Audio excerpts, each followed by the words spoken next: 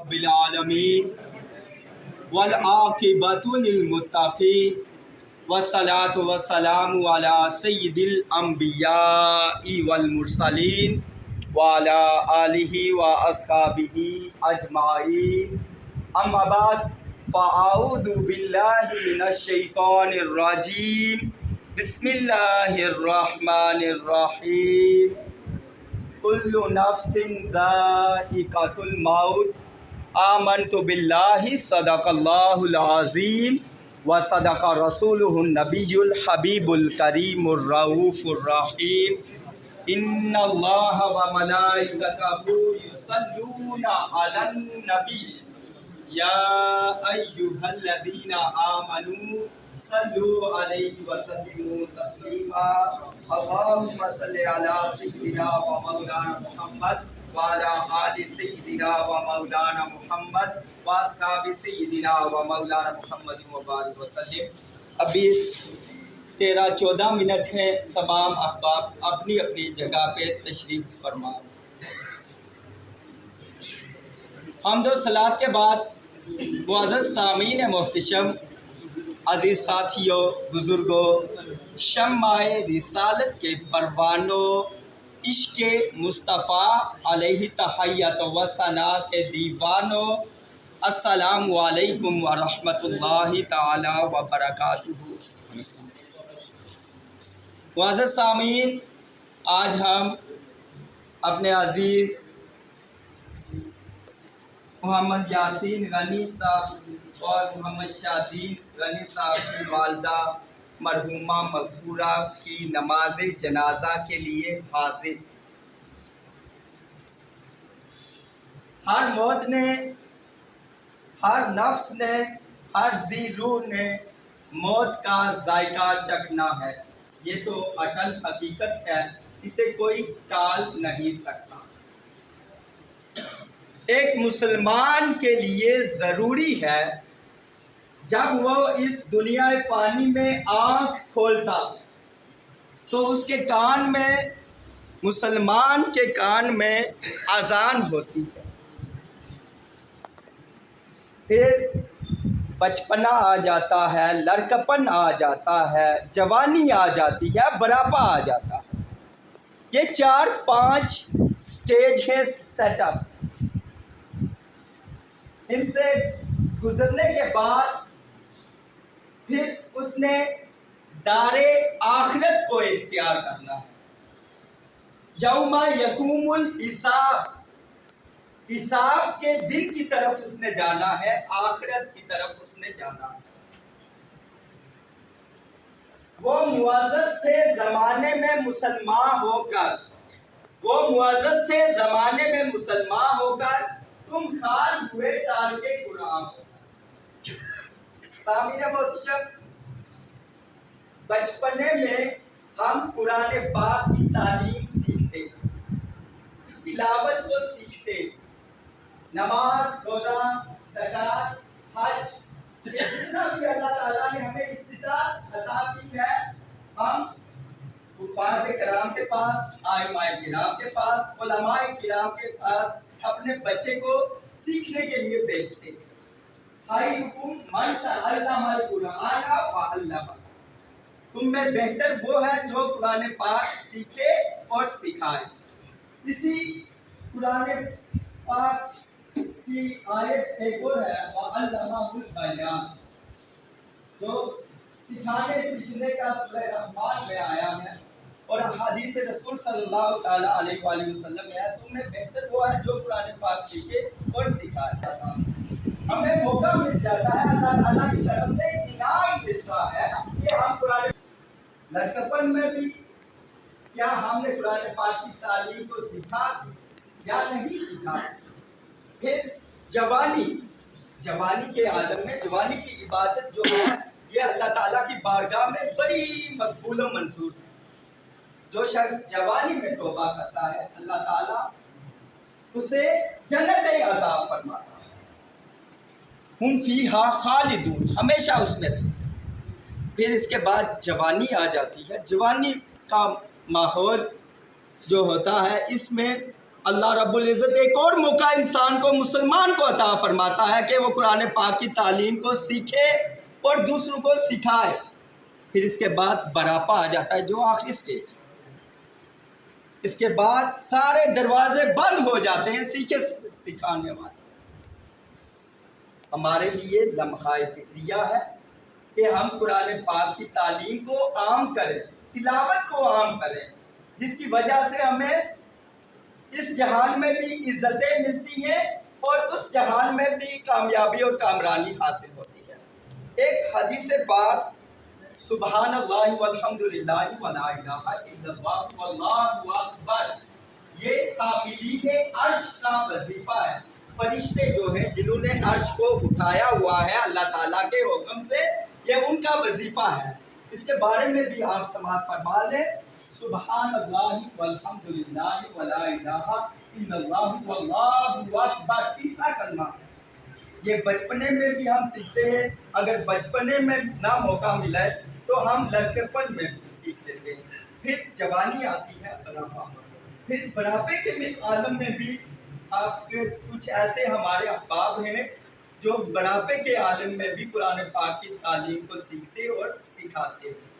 سامعین محترم, حضرت عبداللہ ابن عباس رضی اللہ تعالیٰ عنہما سے روایت ہے کہ رسول اکرم نور مجسم احمد مصطفیٰ تاجدار ختم نبوت نبی آخر الزمان خاتم النبیین حضرت محمد مصطفیٰ صلی اللہ تعالیٰ علیہ وآلہ وسلم کی بارگاہ میں حضرت اسرافیل علیہ السلام 4 مشہور فرشتے ہیں.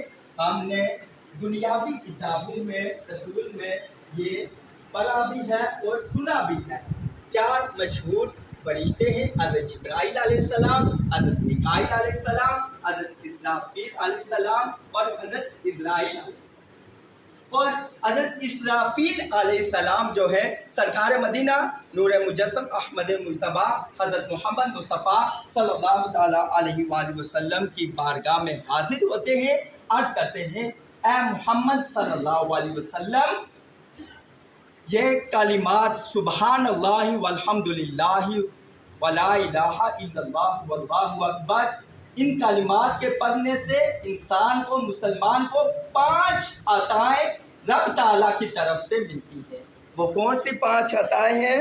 سب سے پہلے اللہ تعالیٰ کا ذکر کرنے والوں میں اس کا نام لکھا جاتا ہے. کون سا لفظ ہے؟ سبحان اللہ والحمد للہ ولا الہ الا اللہ واللہ اکبر, کہ اللہ تعالیٰ کا ذکر کرنے والے جتنے بھی لوگ ہیں ان میں اس کا نام لکھ دیا جاتا ہے. پھر دوسرے نمبر پہ جو دن رات اللہ تعالیٰ کا ذکر کرتا رہتا ہے اس کے سے بھی افضل ہو جاتا ہے وہ بندہ جو سبحان اللہ والحمد للہ ولا الہ الا اللہ واللہ اکبر پڑھتا ہے. اسی طرح جنت الفردوس میں اس کے لیے درخت لگائے جاتے ہیں جو یہ شخص سبحان اللہ والحمد للہ ولا الہ الا اللہ واللہ اکبر کا ذکر کرتا ہے. اور ایسے شخص کے گناہ اس طرح اللہ تعالیٰ مٹا دیتا ہے جس طرح درخت سے پتے گرتے ہیں. سبحان اللہ والحمد للہ ولا الہ الا اللہ واللہ اکبر. پھر اس شخص کے بارے میں یہ بھی آتا ہے کہ سرکار دو عالم صلی اللہ علیہ وسلم نے فرمایا کہ جہاں اس کا نام لکھ دیا جاتا ہے ذکر کرنے والوں میں دن رات اللہ تعالیٰ کا جو ذکر کرتے ہیں ان سے افضل ہو جاتا ہے. جنت الفردوس میں اس کے لیے درخت لگائے جاتے ہیں اور ایسے شخص کے گناہ اس طرح ملتے ہیں جس طرح خشک پتے جو ہیں وہ درخت سے گرتے ہیں. سامعین محتشم, ہمیں چاہیے کہ ہر وقت سبحان اللہ والحمد للہ ولا الہ الا اللہ واللہ اکبر کا ذکر کرتے رہیں. ہم نے بچپنا بھی کھو دیا, لڑکپنا بھی کھو دیا, جوانی کی طرف آئے. پھر ہمارے کچھ ایسے احباب ہیں جو بڑھاپے کے عالم ہیں.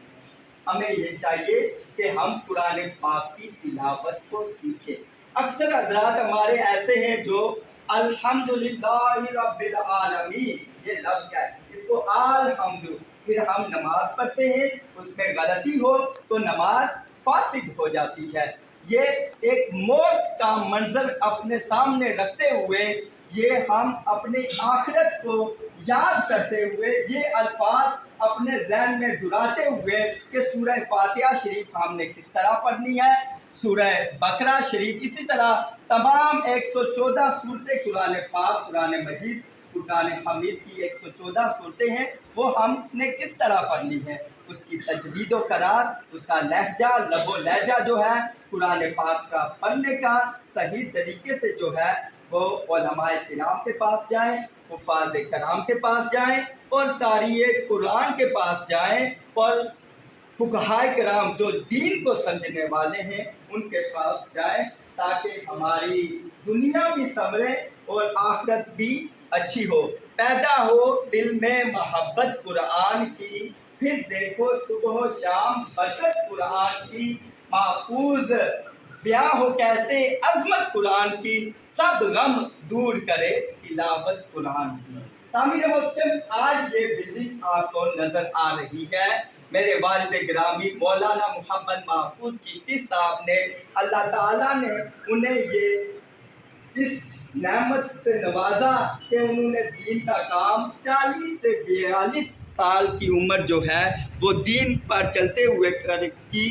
سامعین محترم، میں آپ کو بتاتا چلوں، سب سے پہلے جو ہے یہ شیر پلازا والوں کی جتنا بھی خاندان ہے، ان کے پاس میرے والد گرامی یہ ان سے عرض کی کہ آپ نے دین کے نام پہ ایسی بلڈنگ کو تیار کرنا ہے۔ آہستہ آہستہ تمام اہل یعنی ڈیری دمیار کے پاس اسی طرح کے، اور آج الحمدللہ ثم الحمدللہ یہ نیکی کے کام کرنے کی وجہ سے ہمیں یہ بڑا اجر و ثواب ملا ہے۔